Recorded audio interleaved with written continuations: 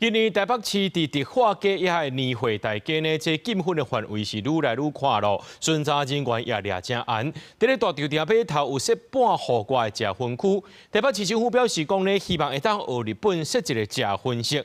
不过根据着这薰害防治法的规定，伫咧室内空间就袂当食薰，这部分会含中央沟通。另外，台北电车也拍算要来全面禁薰。严正旧历春节，不少民众拢会到台北市迪化年会大街买物件。为了保障消费者权益，台北市消保官卫生局等单位也出动，对摊商进行联合稽查，确保商品清楚标示。我们不会再给予第二次限改的机会。复查过程中发现有未标示、标示不清，或是模糊不清不明，或者是有称重不准的状况，处2万元以上10万元以下罚款。同时，今年的年会大街也扩大禁薰区域。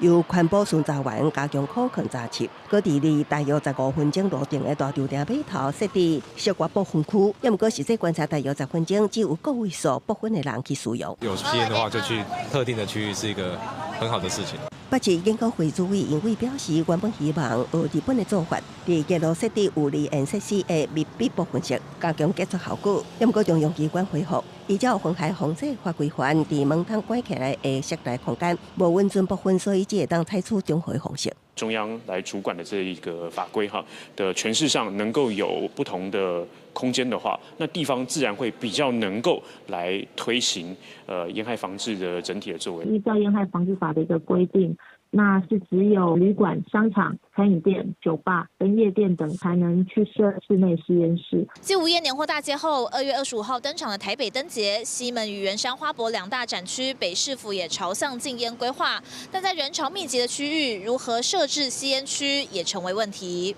台北市长主办案继续推动无粉城市政策，说落来，向准台北停节，要安怎完成相关配套，民众看法不同。利益良善啊，但是要做到真的有点困难，因为这边还有这么多国际级的观光客，这个到底要怎么去实际执行？里面感觉是像一个小型咖啡厅，然后稍微大一点，他们至少集中在那边，不会觉得好像被关注。我觉得你已经在大马路上了，你还要进吗？不然你把灯节搬到室内嘛。北市卫生局表示，对于定节禁薰规划，由原咧甲管团局讨论中。目前也是以年会大街的室外部分区作为范本，继续会勘适合的地点。记者综合报道。